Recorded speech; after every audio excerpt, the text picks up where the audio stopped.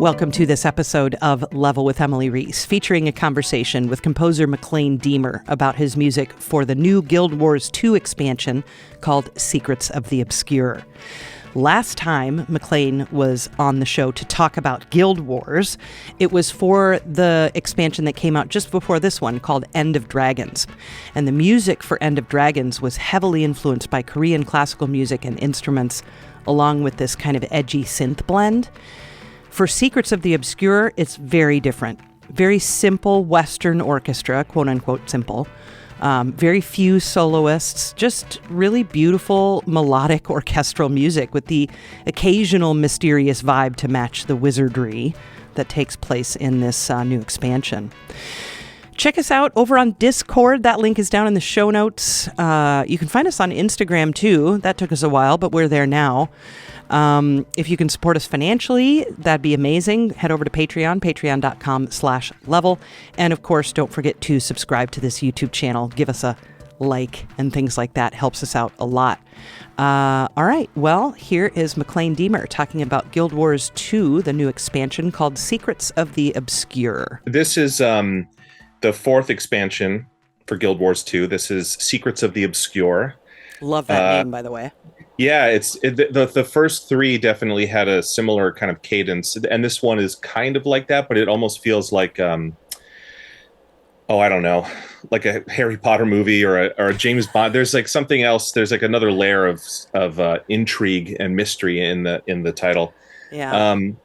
So what's interesting about this one is for people who've been kind of following along, even casually, since Guild Wars 2 launched, which was 11 years ago this month. It followed what we call the dragon cycle, right? So there's the source of magic and energy in the world that Guild Wars 2 takes place in are these things called elder dragons, and they're almost like elemental forces. And slowly over the last 11 years, or 10 years, I guess, if it ended with End of Dragons, right, as you might guess, you're sort of, they become a problem, and they start throwing the balance of things out of whack in Tyria, which is the name of the land that Guild Wars 2 takes place in. And so you have to take care of them, which means killing them or absorbing their power or consolidating their power or whatever you want to call it. A lot of killing of dragons, I guess, now that I think about it.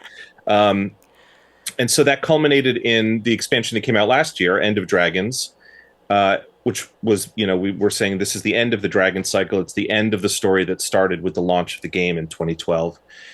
Okay, well, now what, right? And so that's what Secrets of the Obscure is. There's been kind of a what they call a content drought since the last expansion came out. I could be wrong about this, but I personally have not written any music for the game since then. So it's been over a year. And I don't think there's been even little bits. There might be like balance updates. They'll do little things here and there, but there hasn't been any sort of significant story chunks as far as I can. No, that's not true. There's been one little sort of bite-sized chunk that I did write some music for, now that I think about it. Okay. But so sort of small that it's kind of fell off my radar. This is the beginning of a new sort of content release model that the studio is trying to do, which is, rather than several years going by and then these big expansions coming out, they're trying to scale things down and have, maybe 3/4 of the size of previous expansions, and have one come out once a year, followed by some what we're calling quarterly releases. So the additional content that will come out afterwards. And then once those additional small bite-sized releases are done, bam, another expansion.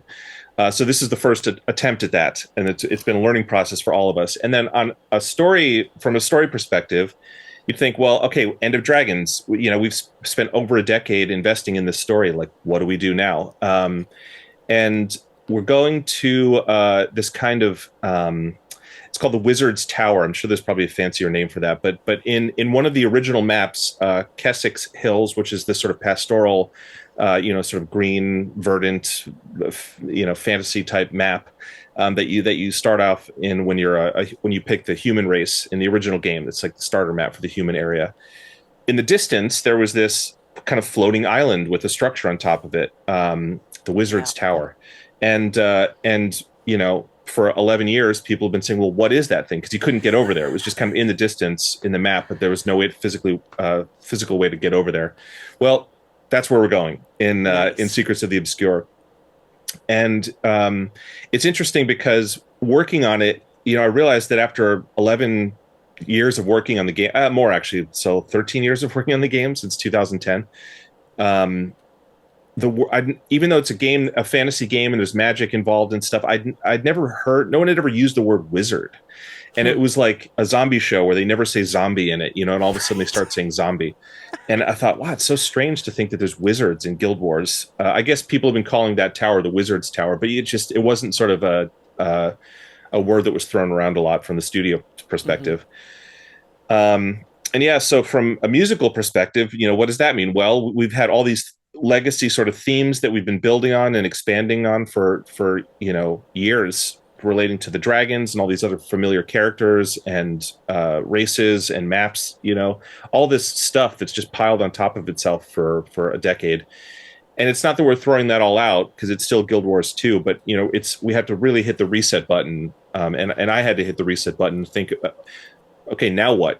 How do I make this fresh while still sitting alongside all the previous music? And it was a big challenge.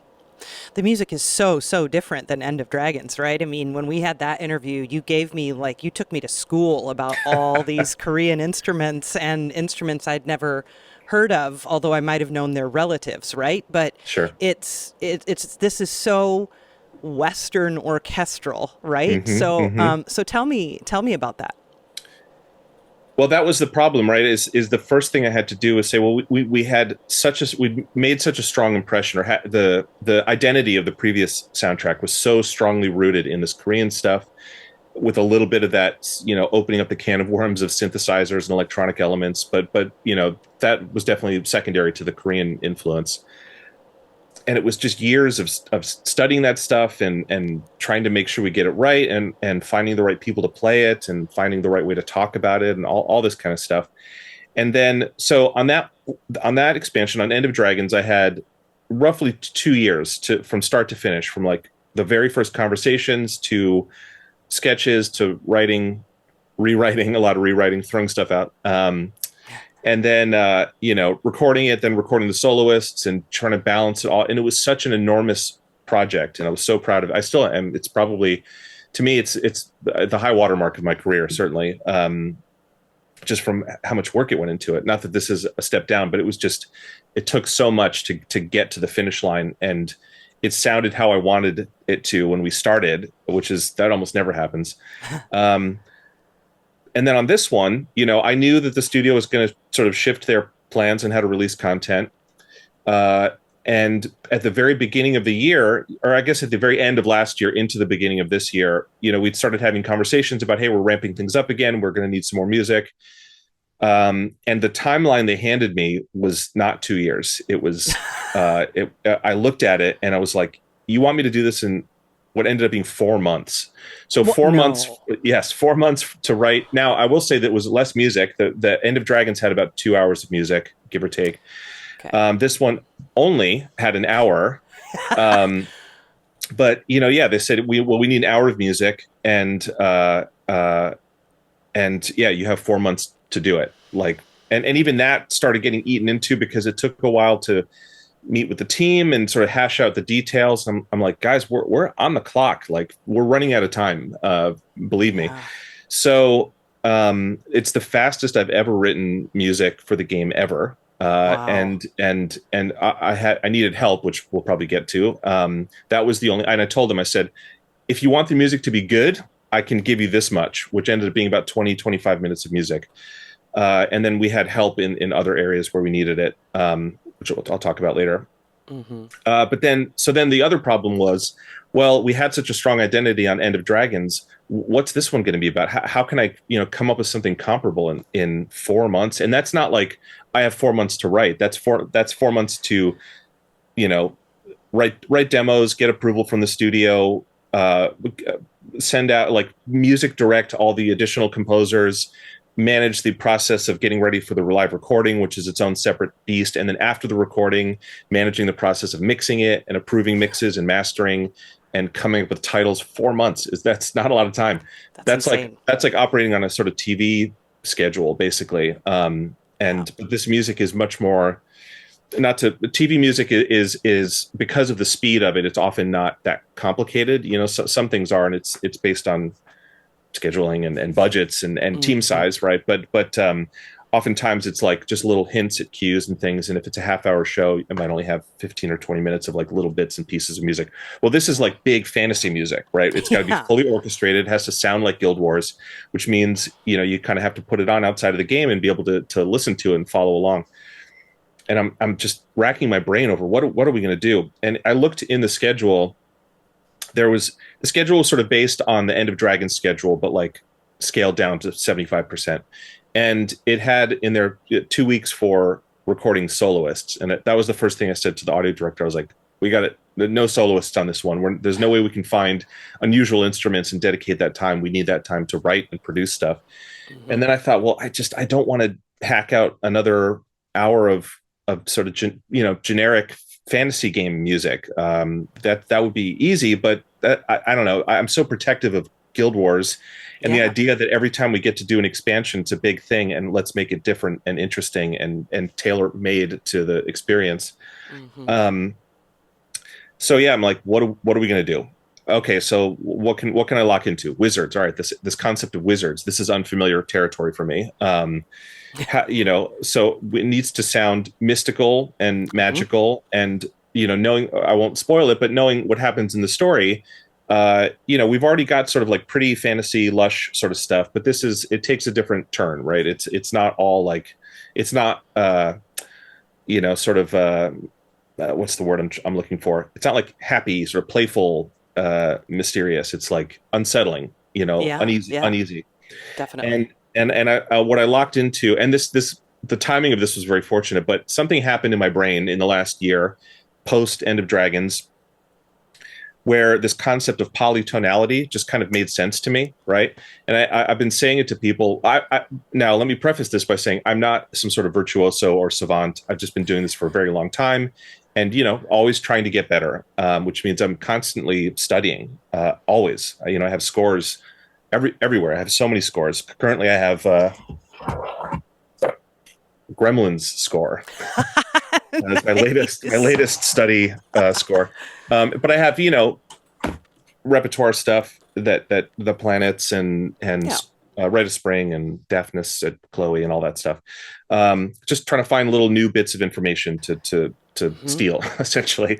And polytonality is this one that I've been so afraid of, I guess. My music is not the most harmonically sophisticated, which I'm totally fine with, and I don't think it needs to be. I'm so melody focused that it can be very diatonic.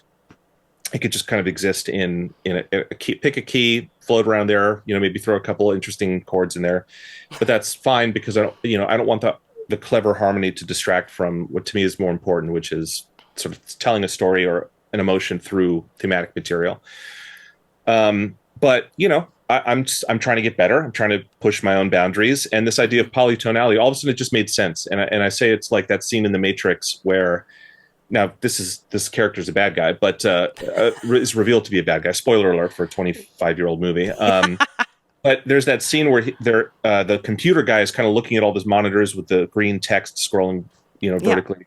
And he goes, I look at this and I don't even see code anymore. I just see blonde, brunette, redhead, And again, he's a bad guy. There's obviously some built-in misogyny in that. But the idea that like you're not seeing the kind of like underpinnings of it. It all just sort of makes sense to you in a way that it doesn't to anybody else. Now, again, I'm not claiming that this doesn't make sense to anybody else or it's some advanced concept, but it clicked for me. And I thought, well, that's an interesting, maybe that's the hook. That's the hook of at least the ambient music, right? Combat music and action stuff is going to be what it is. But for the ambient stuff, which is always my focus usually, that will provide the tension and the interesting sort of through line that will evoke what this new area is going to be, this new sort of story that we're telling. And it for people, should I explain what polytonality is? Should I? Oh yeah, sure. Yeah, that's what I did my thesis on. Oh, amazing. Okay, great. Thesis. All right, then you can tell me if I'm explaining it properly. I'm sure you'll do it right. Basically, it's an extrapolation of Western tonality, right? So there's diatonic, which is just pick a key, A minor, C major, whatever, stay in that key. Then there's the harmony is in those keys based around triads, major and minor chords. That then it turned into major seventh chords and minor seventh chords, and then the harmony continues to sort of spread out further from there, but while still all being diatonic, meaning it only uses those 7 notes or 12 notes in a scale. Polytonality is like taking two barely related keys, the thinnest of relations, and sometimes no relation at all, and kind of just plopping them on top of each other is the easiest way to describe it. And that tension, that built-in tension, it's a very delicate balance to make sure it doesn't sound like crap, because it really relies very heavily on the orchestration to enhance it or support it, rather than have it turn into like I'm taking every soda from the soda machine and just putting them all in one cup, and it turns into this brown nonsense, or every color paint, and just mashing them all together. So it's a tightrope walk to do it right. But that's kind of what this is, and you'll feel it, and it's a sound that most people are familiar with, not so much from modern day movie scores because those have become more simplified, but if you go back and listen to John Williams, is such a prime example. He's all about that stuff. And again, I'm not comparing myself to John Williams in any way, but those moments where it's sort of he uses it to signify tension and unfamiliarness in a masterful way. And like the opening of Jurassic Park, right, has this, it's sort of loose, kind of floats in, and then there's this sort of low synth that goes like bong, and then there's this big choir chord, this huge choir swell of a chord, and I think maybe some strings, and that is like polytonality. It's like right there. So yeah, I tried to weave that into everything. There's also a little bit of impressionistic stuff with the whole tone. There's like 1 or 2 spots where there's some whole tone stuff. Me channeling Debussy a little bit, not comparing myself, but it just sort of the idea behind it was, okay, Wizard's Tower, great, but I didn't want it to be fun, Harry Potter sort of fun, light, like wizardy magic sound, which is definitely a default. It's like, have it be sort of spry, play a little theme on a celeste, great, Wizards, This was more like, it's more like you're peeling back a veil to another realm, which is kind of what's happening. And it's almost like your brain can't make sense of it. And so the polytonality of the music, I think, helps express that in a musical way. Yeah, and there are so many great examples of you using it, and 2 of my favorites. One is in the second track, which I didn't write down the name of, and that was silly.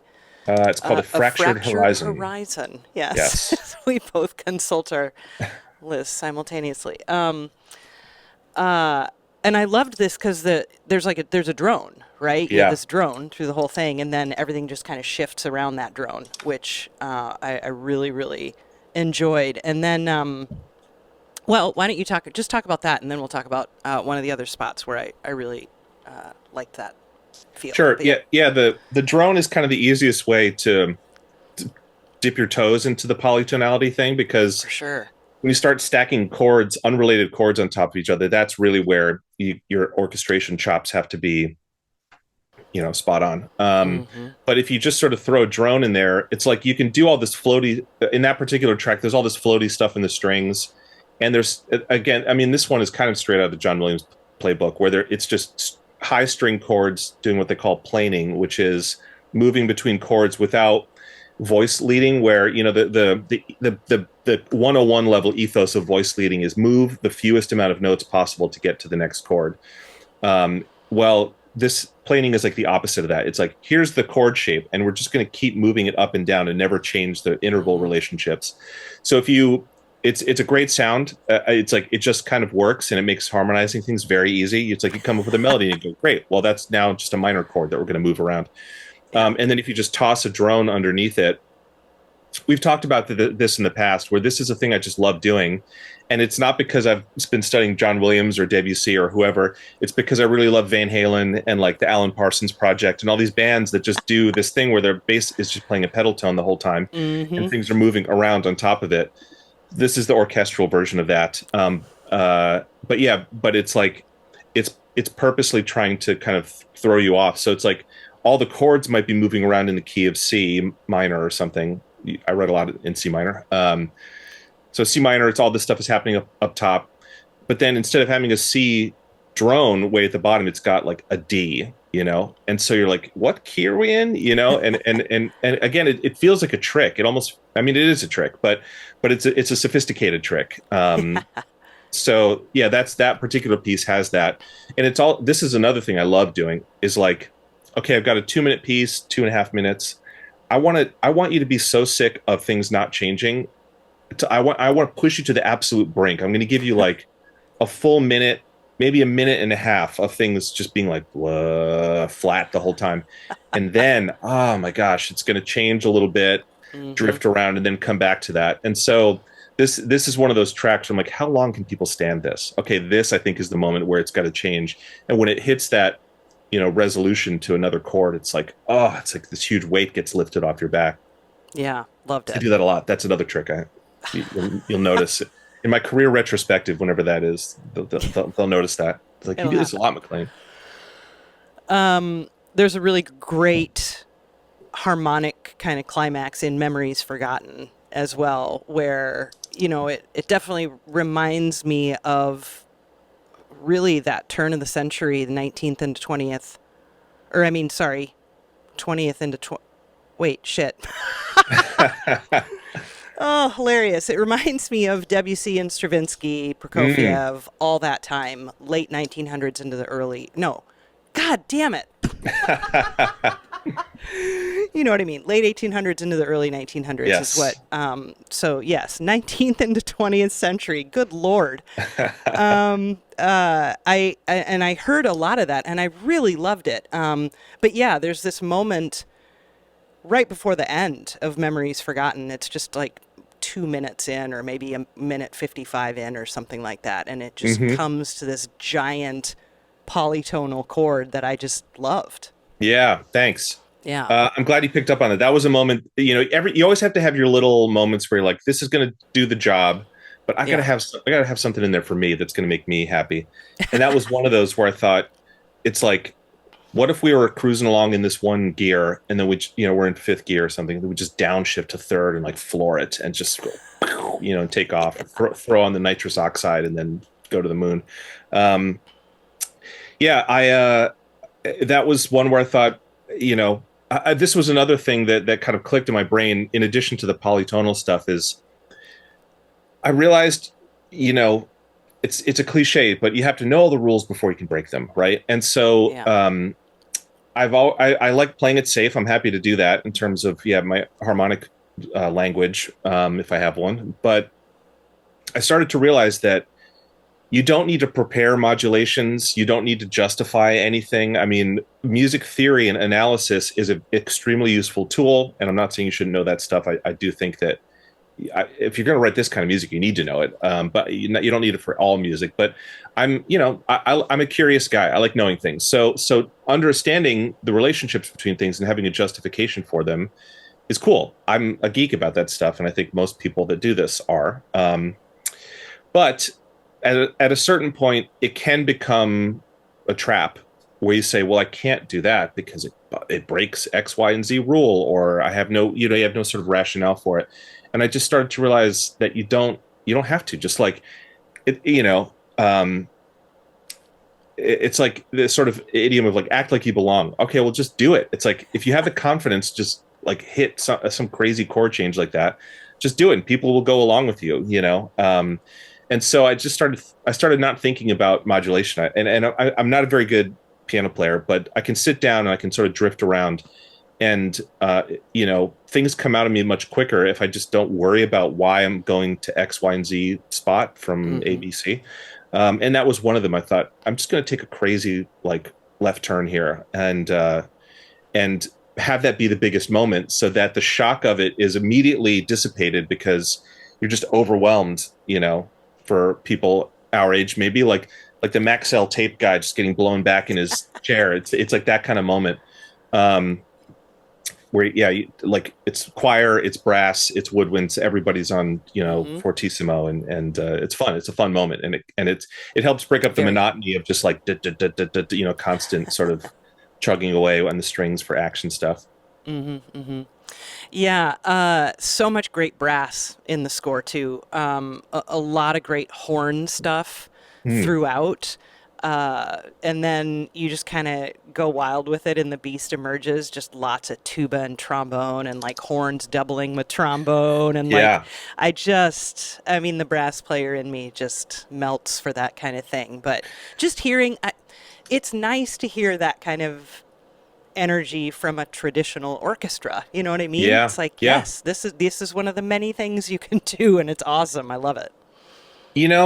This is something I've learned because with Guild Wars, not to get too in the weeds on this, but we don't have a blank check to produce these soundtracks, and truly, we've never really gone outside of the traditional lineup, the traditional orchestral lineup. So I would say the brass, is pretty standard. So for people that don't know, it's generally four French horns, three trumpets, three trombones, one of which is a bass trombone, and a tuba, and that's it. That's all you get, and that's a lot because they can make a lot of noise. Yeah. There's reasons to go to six horns, which is probably the most common kind of upgrade, so that you can have them double on 3-note chords, or give people some rests. Every once if you're asking them to do just crazy loud stuff.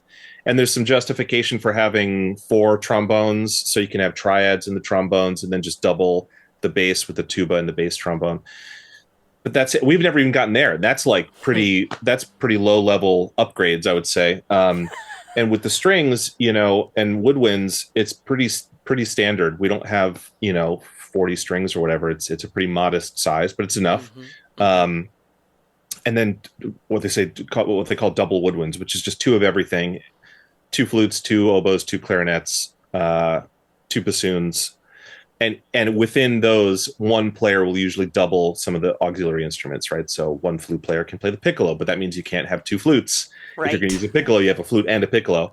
Or an oboe can double on English horn, but then you have, whatever, that sort of stuff. So yeah, but I've never had a chance to work with him, but I've studied with him. There's a composer and orchestrator in LA who's like a legend named Conrad Pope. And Conrad, in addition to being his own unbelievable composer, has done a lot of orchestration work, and a significant chunk of his work was with John Williams, starting with Jurassic Park until, what was his last one with him? Maybe the third Harry Potter movie. Okay. And I think he's dabbled with him a little bit, but during that sort of 15-year run or so, he was the main guy. And so he knows his stuff because John doesn't keep people around if you don't. But one thing he says is that he says orchestration problems are composition problems, which means solve it before you get to the stage where you have to rebalance everything or revoice things. Start in the writing. And if it's a well orchestrated piece, he's like 100 people at Abbey Road can make anything sound good, right? But it's way harder to make 40 people sound as big as 100 people at Abbey Road. But it's not impossible, and that's where the craft really comes into play. And again, I'm not anywhere on his level at all, but it was interesting hearing him say that and then having him play some examples. And you think, like so apologies for the tangent, but maybe this is what's interesting about this whole subject. There's a video of him. If people are curious, you can Google Conrad Pope, spelled just like how it sounds. And there's a video of him from a few years ago when they were opening up a new soundstage in Vienna called the Synchron Stage, Synchron, which is where half of your favorite scores nowadays get recorded. But it was this beautiful old hall that was built in the 30s that somebody bought and resurrected as a new option for scoring in Europe. and they hired Conrad to come and record some pieces there. And he does, I think it might be Jurassic Park or it might be a Harry Potter piece. It's one of the pieces that he had done with John Williams at some point, but it's orchestrated for a very, very stripped down group. Definitely not the 100 pieces at Sony or at Abbey Road or something. And you close your eyes and you can't tell. And so my original point being that we don't have the luxury of just throwing money at an orchestra and saying, get whatever it takes, right? And there's other studios that do, and they do a phenomenal job kind of executing things at a high level. But we don't have that. And do we need it? I don't think so. It's really rooted in that sort of classical orchestral, late Romantic period tradition, which is a larger orchestra than Mozart or Bach, but it's still, it's 60 to 70 is pretty much average. And that's if you include harp and piano and percussion and all that stuff. 60 to 70 people. So yes, I'm rambling about this, but that's okay. But we get what we need out of that. And and it comes down to the writing, and that's not just me, but that's the other people that also wrote for this soundtrack. They did a phenomenal job of extracting everything out of that group. And then the other part of that, of course, is the players themselves, right? And also the studio, I would say. So we recorded this in Nashville at Ocean Way, which is where we did End of Dragons. Mostly the same people on both scores. And that room, for people that don't know, the Nashville doesn't have a huge scoring stage like there are in Los Angeles or there are in London or even Synchron in Vienna or a couple other places in Europe. It's an old church that they converted into a recording facility, and it's big, but it's not. I would say it's medium big, and so you can't actually record a full orchestra, 60 or 70 people at the same time. You have to do it with strings, and we did it with strings and woodwinds together. And it was tight in there. It was a lot of people. And then the next day we did all the brass, and they're all sitting where they would if they were all playing together, so that when you put them on top of each other, it works. But the nature of that room being a little tinier is that it has a lot more energy. So you don't need as many people to get the air moving and get that big sound. So like we only had, I think, maybe 2 bass players, which doesn't seem like enough to get a lot of low end. But there's something about the acoustics in that room that when they hit one of those low notes on the lowest string, it's like, whoa, it feels like there's a subwoofer. It just resonates so well. So yeah, so between that and of course the brass are just phenomenal sight readers. They laid down all the brass for the entire soundtrack in one day. And I think we even cut like half an hour early because we were already done. They're just unbelievable. So yeah, it's this synergy of all that, the writing, the orchestration, the players that are playing at the room you record in, all those things play a factor. But my original point, which is what you brought up, is that it's not some spectacular kind of, we got 50 French horns in a room for some reason. And the truth is that looks good on the social media posts and on YouTube and for marketing. Does it make it sound better? And then you're mixing in samples anyway. I don't know. To me, there's like a flattening effect that happens when you just go a little bit overboard. Now, would I say no to having 50 French horns at Abbey Road? No, but it's never going to happen on Guild Wars. Right. Like, what would you possibly write for that? But yeah, no, it just sounded great. And I would have had absolutely no idea that there weren't 100 people. I mean, it just sounds like a nice big symphonic orchestra. It's fantastic. Thank you. You mentioned, just kind of about, the music, some of it being kind of creepy and mysterious and not in a, jester kind of way, right? Not in an impish way, but more devilish, like. And there's a track you wrote called, is it Amnitis? I don't know how to say that word. I've been saying amnitis, but it might be amnitis. Okay. So Amnitis. I don't know if I've ever heard it said out loud. I've only ever read it in documentation. So, we're both right. Well, that sounds great. It's that word in peril. That's the name of the track. Yeah. And I just loved it. I loved how creepy it was and how there's like this kind of like almost like a drum cadence groove in the back. You know what I mean? Just like this constant groove going on. So I really, really enjoyed that track. Tell me about it. Sure. So this is one of those ones where I there's always a couple of these on every soundtrack where I think, is this going too far for Guild Wars? Because this one has those sort of the percussive element that you're talking about is just a synthesizer sequence that's like kind of bubbles up from below. Yeah. Now I will say that synthesizers are not completely foreign to Guild Wars, going all the way back to the core game and the core soundtrack before I even got involved, but usually very light, and usually just to maybe enhance some of the upper harmonics of the strings or a choir or something. It's just washed out with reverb and tucked in the background just to glue everything together.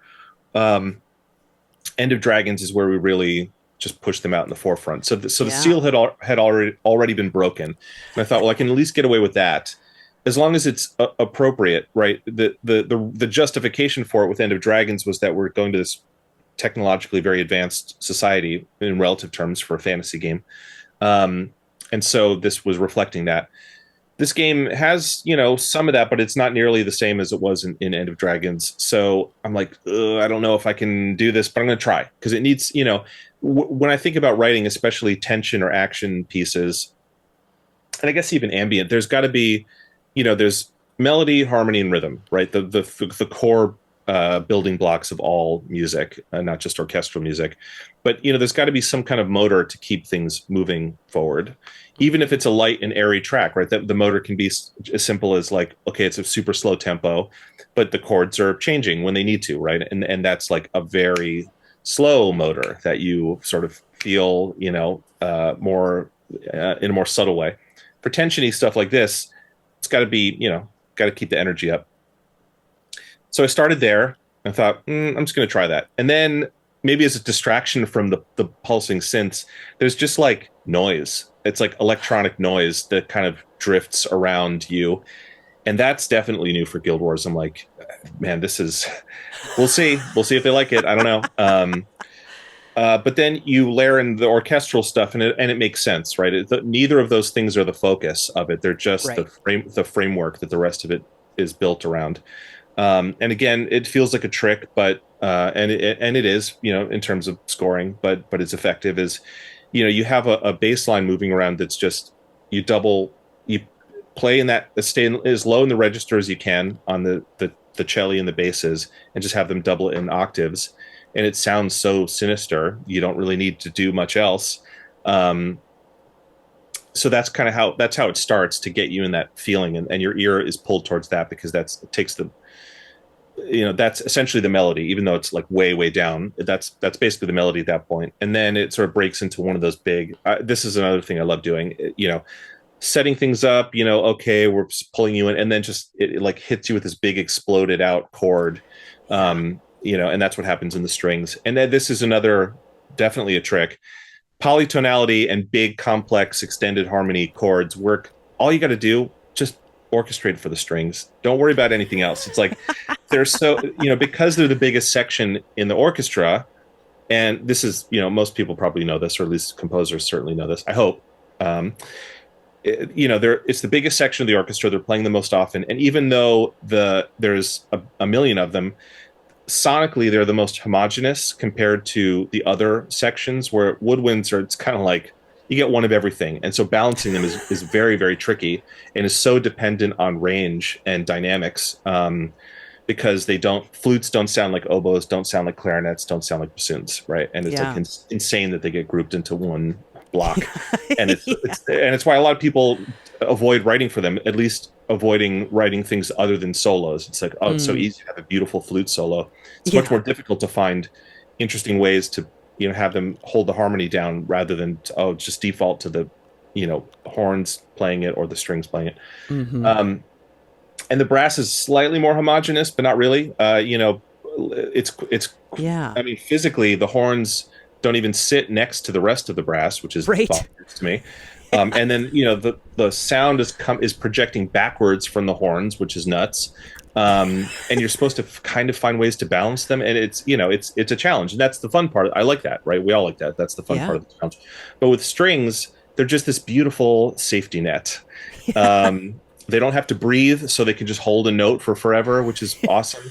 and then they just sound, when they're all playing together, provided you're not doing things like oh, the screen just went very blue all of a sudden. Uh-oh. Hang on, not the bad kind of blue, the good kind of blue. Okay. Oh, okay. There we go. Yeah. So with the strings, as long as you're not breaking the rules of like the physics of acoustics, right? Which is gets tricky in lower registers as the overtones start to fight each other. Mm-hmm. As long as you keep things clean down there, they can kind of do anything. And that's what's happening in that moment. There's a moment where there's just this big exploded out chord.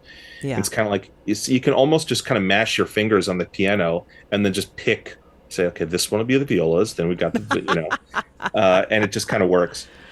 Love it. Yeah, I really, really dug that track. And other, places where the mystery is alive, Curious Allies. This one very mystical and mysterious. And I swear there's Celesta in there, which you had a little dig about earlier. But I think there's some chimey stuff happening in there, which I really liked. Curious Allies. Yeah, this might be my favorite track on the whole thing. There's a little bit of Celeste. You have to use it. It's the best. I love it. Yeah, it's an incredible instrument. But between March of the Sugar Plum Fairies and Hedwig's theme, it's like you can't use sleigh bells on anything that's not a Christmas song, right? It's just like you can't use the Celeste on anything that's not referencing Tchaikovsky or Harry Potter. Yeah. So you have to use it sort of sparingly. This one. This is the one that's very. It's not Debussy. It doesn't sound like Debussy too much. A little bit, but it has that whole tone. This is the one that's like, almost all whole tone, and that sort of motif. That's a very important motif. It's played in the. The first time you hear it's played in the harp, right? But it's basically a D. It's like a D augmented chord, I guess. Let me look at my piano here. Yes. D F sharp, A sharp. Yes, exactly. But starting from opposite ends and just coming towards the middle, right? So I think it starts with. Boy, this is embarrassing. How did I do this? Yeah. Yeah. So it's like the first two notes of the phrase are just D major, but then that final one is where you hear the augmented fifth. So. Yeah, again, it's that thing where it's like, oh, it's familiar, but wait, it's a little bit different, right? That raised fifth degree is that the augmented fifth is just like such a what are we doing here, and it just throws everything out of whack. Mm-hmm. There's also it might be on that one. There might be I didn't do it with the real one, unfortunately, just a sample, but I think there's one of the sort of crazy synth sounds in the background is actually like a whirly tube, like a plastic whirly tube, like a kid's toy. But what I was sort of referencing in my mind was like the Star Trek music, right? That opening. I don't know if they did it on the original one, but I know that when James, I think on either the second or third Star Trek movie, one of James Horner's scores, when he hits the sort of classic when he references the classic interval before going into his own thing. Yeah. There's videos of orchestras performing this. They have two guys in the percussion section with these whirly tubes, which is so funny to me. Those poor percussion guys, it's like, maybe they're having the best time because they're making bank doing this, man. Yeah. And they get to just like play toys. The other people are like, oh, my $1 million violin that some wealthy benefactor is donating to me so he can brag to his friends. I'm back here swinging a plastic tube around that we just bought at Walmart, an hour before the show. But it creates that it basically does what a synthesizer would do, which is create that sort of bed of sort of swirly modulation kind of stuff. Just toss some reverb on it and it sounds great. Mm-hmm. So this is my favorite track, and it's one of those ones where it I do this even in my non-orchestral scores. I just love the idea of things kind of bubbling up from underneath the surface, and there's some of that in the background.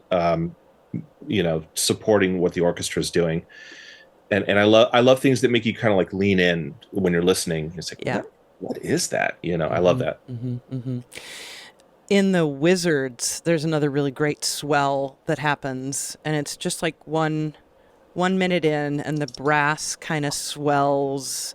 The horn has a little itty bitty solo leading into that.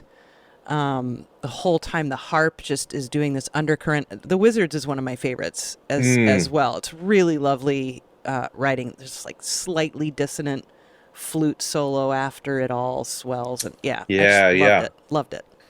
Thanks. This was another one that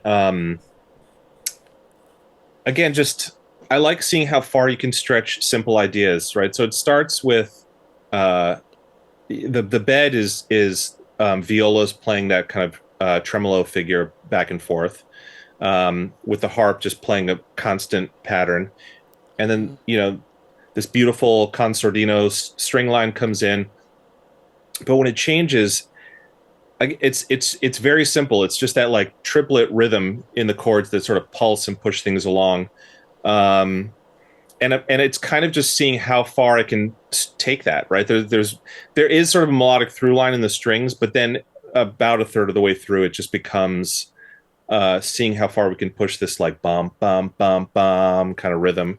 And everybody gets to do it, right? And then it gets a little pretty in the middle with the woodwind solos and the sort of call and response with the flute and the oboe. Yeah. And then it does this sort of similar thing to the action-y track before, where that final change, it's like you just sort of grind into some other gear, and it doesn't resolve in the way you think it should. Yeah. And that I love. And then it goes back to the tremolo strings. But this time it's the cello and the viola, and they're doing a figure that kind of on the page sort of does that, where it goes in and out, Yeah. and then it just drifts away. And also we got to do things which I love doing, never get to do, which is muted trumpets. I'm like obsessed with making the orchestra quieter. There's enough loud orchestra out there, and this is actually another benefit of having a smaller ensemble. I'm like, how quiet can you guys play?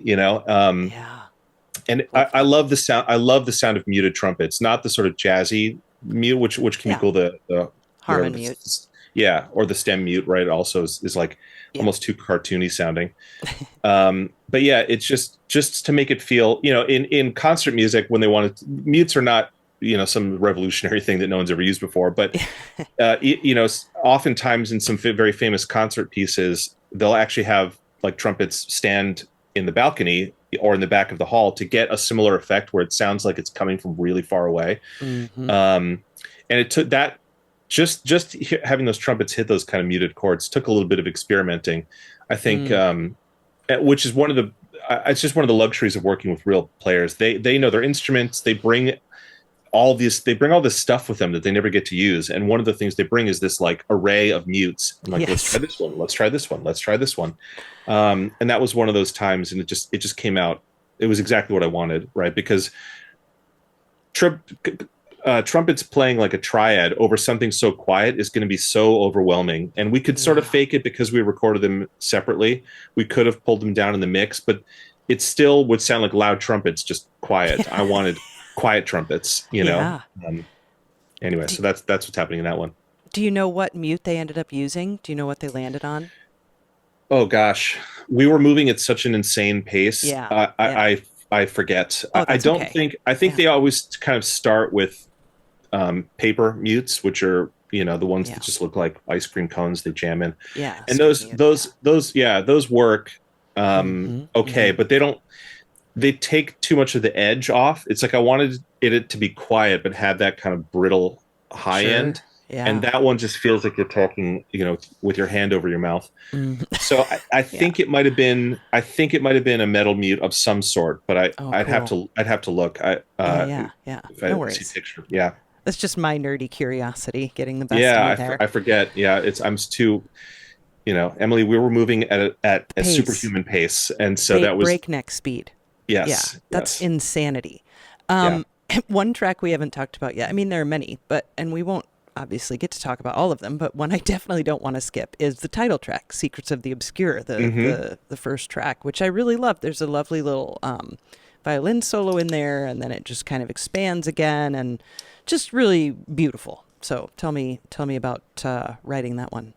Sure. So this one actually started as it started its life as an ambient track that was one of these things where I was just going and trying to check stuff off the list, and I maybe didn't quite read the brief properly for this piece of music that we needed, and they needed some. I think that the piece that ended up being was. Let me just click through some of these. I think Amnitis in Peril ended up being the track that was what they actually wanted for that section of the game.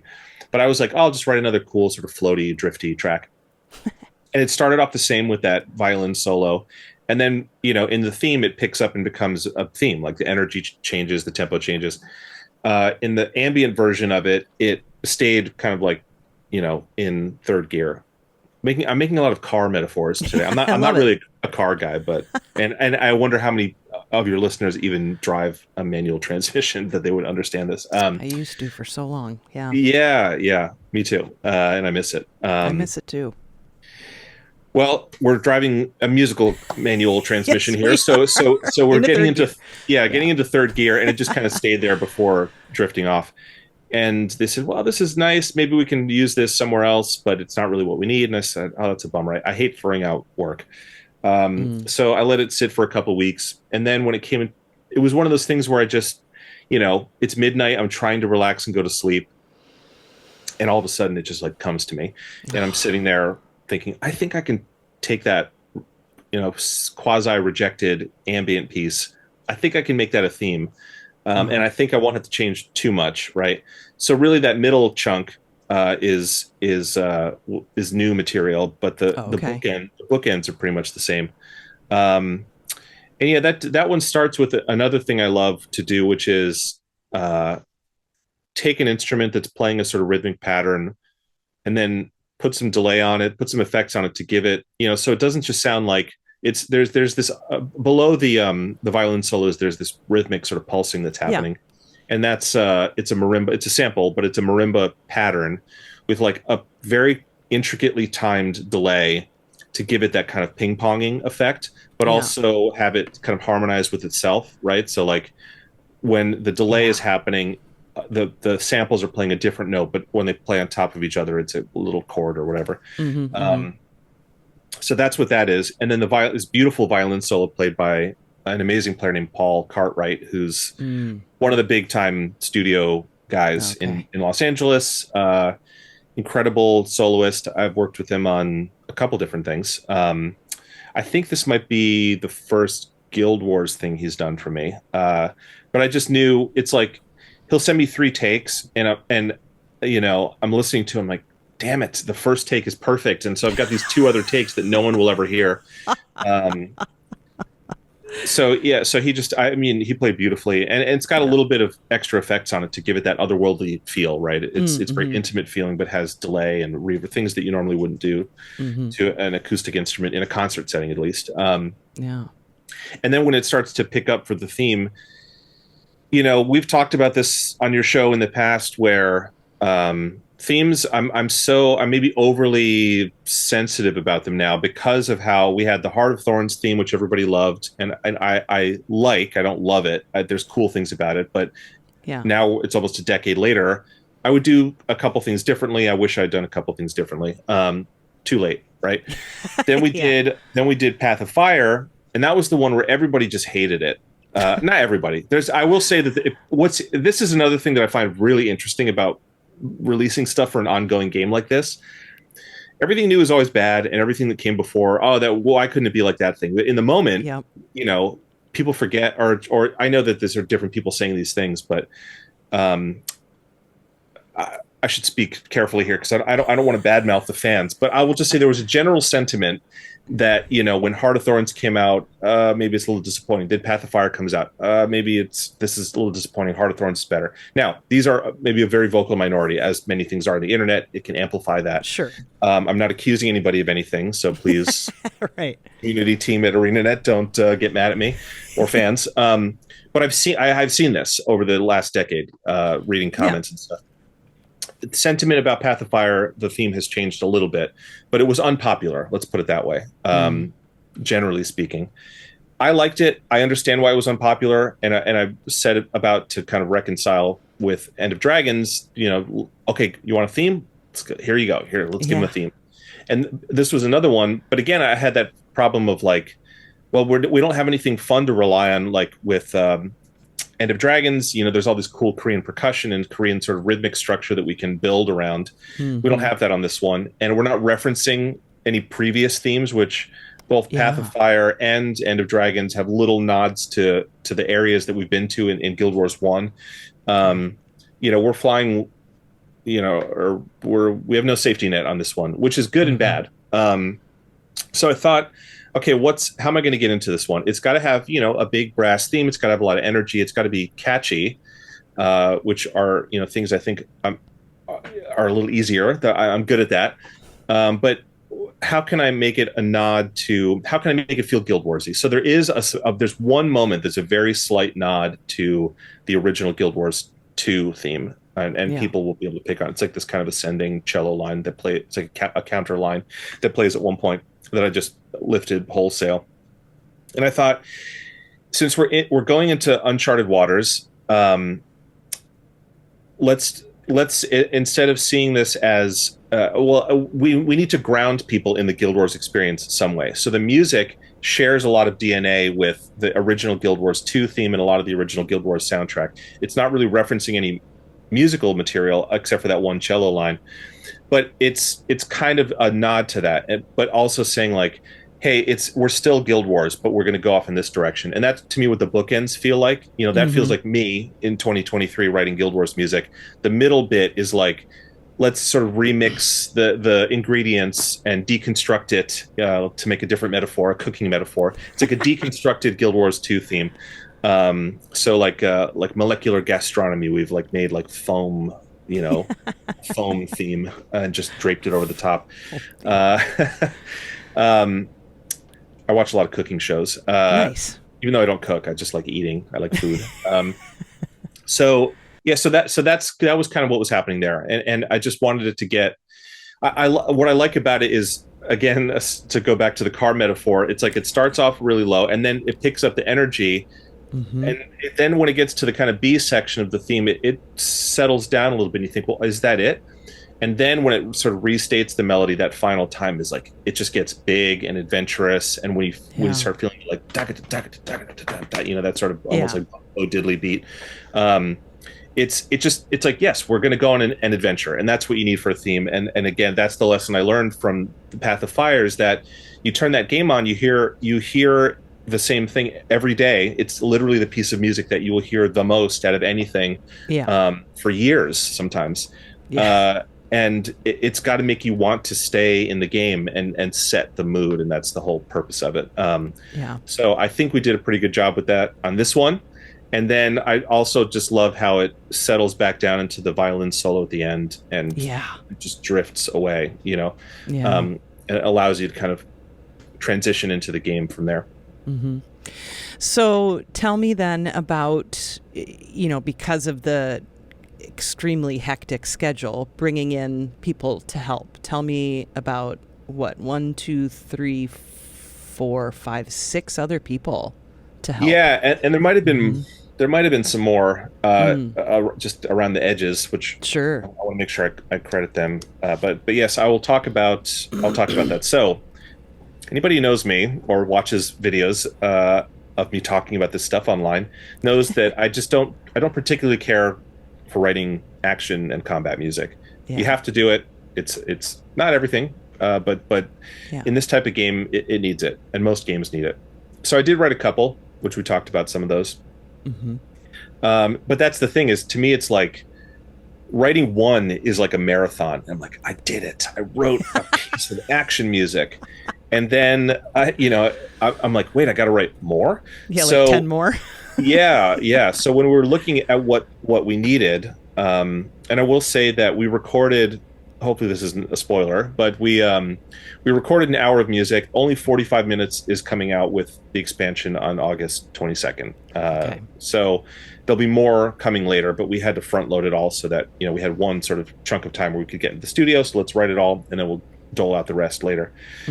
So there was a lot, and I looked at I looked at what we needed, and I looked at our timeline, like I said, and I said, I can give you about 25 minutes of music, and that I think will cover all of the ambient music. There's 2 ambient pieces that I didn't write, which will come out later, I believe, Okay. that were written by Brian Atkinson. And so Brian has been kind of not really my lieutenant, because I don't work at the sort of full time at the studio anymore, but he has taken the load of writing the cinematics music and a lot of the action music, and he's really good at it. And then this time around, I said, "Hey, I want you to do some ambient stuff so that you're not always just feeling like, I'm the action guy and I come in and I do this one thing. I want, here, paint with some other colors for once." And he did a great job. But even for him, we asked him, like, "Hey, in these few months, what do you think you can do?" He said, "Well, probably 20-ish minutes or so." Yeah. And that left a gap of about 15 to 20 minutes of more music that we needed. And I said to the studio, the only way we're going to get this done on time is either Brian and I are going to kill ourselves working 100 hours a week, and you're going to get maybe some subpar music here and there. Or we got to bring in some other people. And so the people that we brought in are not unfamiliar to the game, but new on the compositional side. So we have Bobby Brader, we have Jared Elias, we have Bobby Rose, we have Jamie Park, and Michael Paraskevas, who did one track. And then I think there was some other help. Let me look here.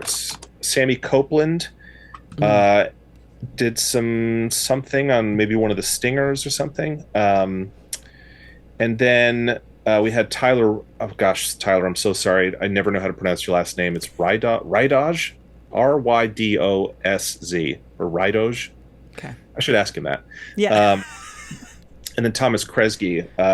So that's that's the whole music team. Okay. And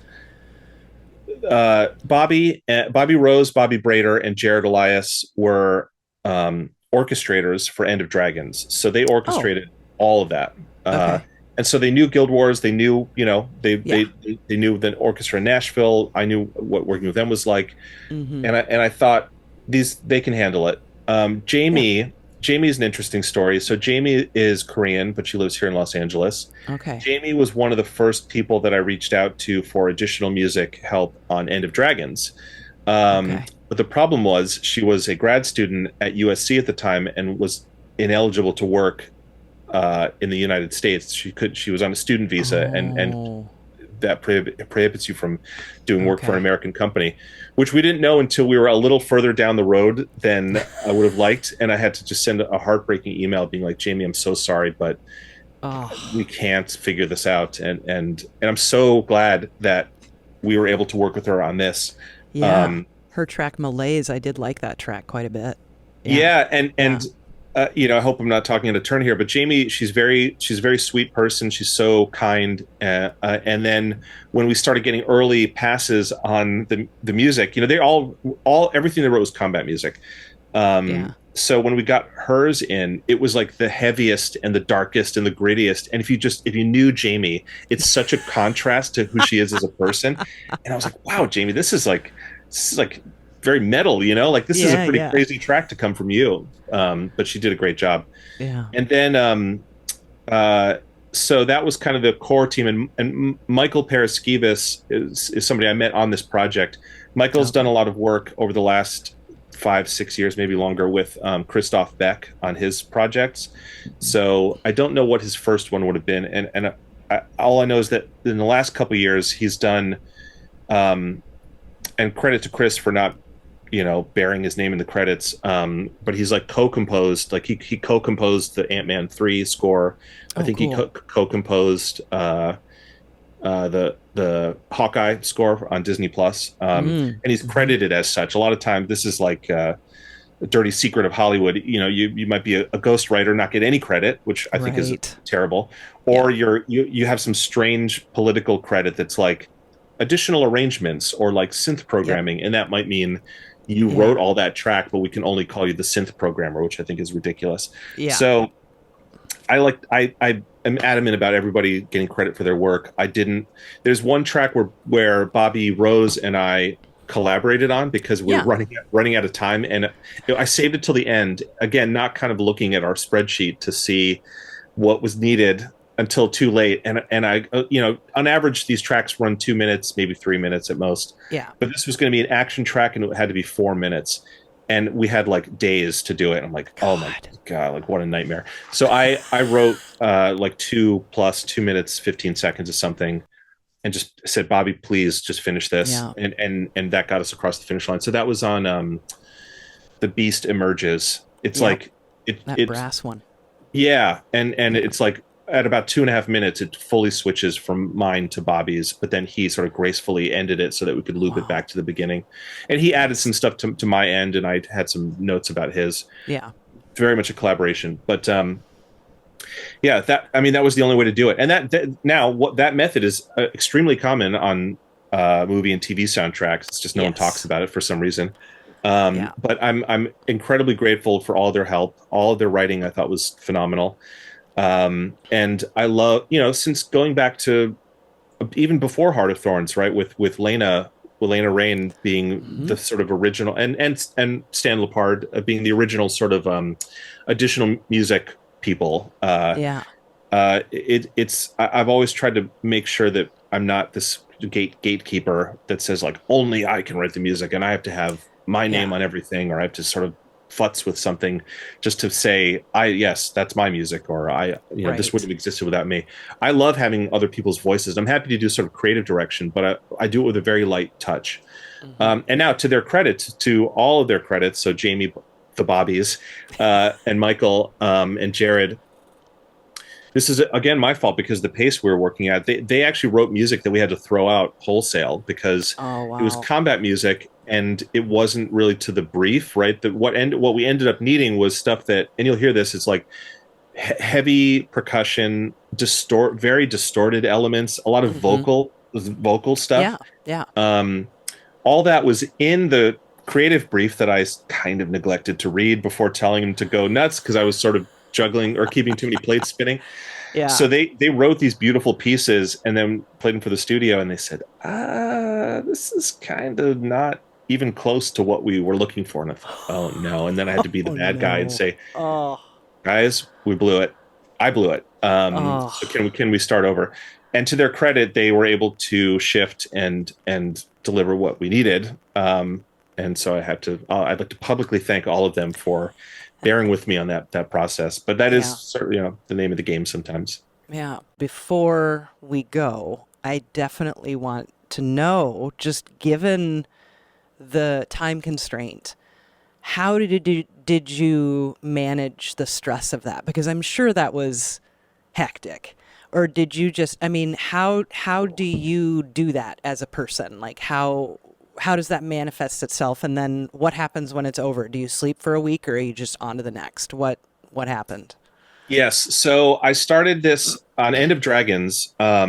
That one was such a mammoth thing. And there was a period of time in the last month leading up to the session where I had this crushing realization, which was if I don't do a couple of things, it's not going to get done. And I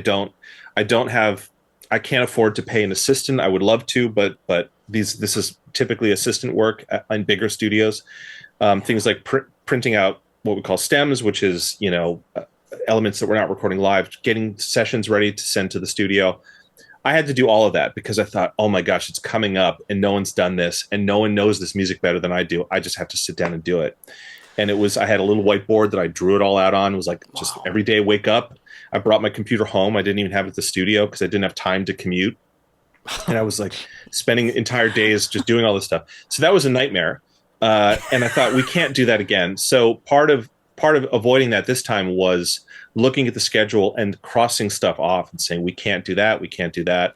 And scoping things way down. That doesn't mean there wasn't some stress, but we got out ahead of it a lot earlier than I think we ever have, which was, I'm very grateful for, because there's always stress, but we were able to avoid some of it. And then also like passing stuff off, like I'd finish a piece, metaphorically, like scribbling on a piece of paper, and then it's like hand it over to my shoulder to Bobby Brader and say, go, and he managed his whole process with his team. Because in addition to writing, the Bobbies and Jared and Jamie also orchestrated not only their music, but all of mine and all of Brian's. So everything was sort of overlapped, and that was the only way to do it. And then at the session, I will say the session could have gone better. When you scope something, so the plan to record was, we had 2 days. We had 1 day with strings and woodwinds, and then 1 day with brass. And that was based on, well, we did End of Dragons in 3 days. We had 2 days of strings and woodwinds, and then 1 day of brass. So if we're doing, that was 90 minutes of live music. If we scale that down to 60, we should be able to do it in 2. Because so much of it is combat music, 30 minutes, 35 minutes of combat music is way different than 35 minutes of light, airy, ambient music. Yeah. Hard to sight read, hard to lay down. There's a couple things we actually didn't get live, which I'm not super happy about, but it just, I was looking at the clock. I'm like, we don't have time. We'll get the brass live tomorrow. We'll mix in some samples. We'll maybe get a soloist to overdub a live violin and viola on a couple things. Paul Cartwright, who did the solo and the theme. There's one track, I think it's the track that Bobby and I did together, the 4.5 minute one. Okay. There's some figures in there that just don't sound good in samples, very fast runs and things. Yeah. So we got him to overdub it, do 4 or 5 overdubs and layer those in. And nice. It's, it could sound better, but it sounds pretty good, I would say. We saved it. Yeah. But it was stressful. That first day in the studio with the strings and woodwinds was very stressful for me. And you just got to kind of hold your breath and know when to say, hey, we're moving on. We got it. And the performance is good enough. Maybe it could be better, but we don't have time. And then afterwards, I started this on End of Dragons. And every time I have to explain this to my mom, she's like, you're going again? So after End of Dragons, I went to Disney World because we were in... we did that in Nashville. My dad lives in Florida, and I just went. I hadn't seen him for a while because of sort of COVID times, and so I went to go visit him. And he lives close enough. I was like, "Hey, Dad, I'm gonna come. We're gonna hang out for the night, and then I'm going to Disney World." And I went alone for like 3 days. It was awesome. And now living in LA, Disneyland is close enough that it's just. I've learned this in my time here. Is going there as an adult and alone is like not as weird. People don't look at you that strange just because it's so close, and you can kind of pop in for a few hours and eat some garbage, and then go on a ride and then go home. So yeah, like the week after I got back from Nashville, it was like a Wednesday, which is the best day to go because it's the lightest day. I was like, you know what? I have an annual pass, so I go kind of whenever I want if I can. It's amazing. Yeah, so I was like, I'm just gonna go, and I did, and I rode Pirates of the Caribbean and Haunted Mansion and Rise of the Resistance, and just had a good time, and let all the stress evaporate, and that worked. But yeah, it's like I said, I'm about to turn 42, and here I am explaining to my mom like, oh, sorry, I missed your call. I was at Disneyland. She's like, again? She doesn't get it. That's a beautiful thing. Not the answer I expected, and it's my favorite answer. I don't know if you could have given a better answer. It's the Super Bowl answer, It's like, what are you going to do now? I'm going to go to Disney World. Yep. I really enjoyed this, as always. But, I mean, I loved how different it is, and I loved it's just beautifully lush, and it was a real treat to hear it. So... is there anything else you want to say before we go that I didn't ask you, or you want to make sure you point out? Well, by the time this comes out, the game will have already been out, which I think is good. Yeah. But yeah, it's coming out August 22nd. I believe it's $24.99. It'll be available both on the sort of guildwars2.com as well as Steam. And then that initial, I mentioned this before, so there's the expansion that's coming out on the 22nd of August, and then there's going to be more later. And when you buy it, that one single purchase will get you all of the additional content, which I think is cool. Yeah. So you've got a year's worth of stuff to look forward to, and some bonus music to look forward to. Love it. Awesome, Maclaine. It's always a pleasure. Thank you so much for chatting today. Thank you, Emily. It's my pleasure.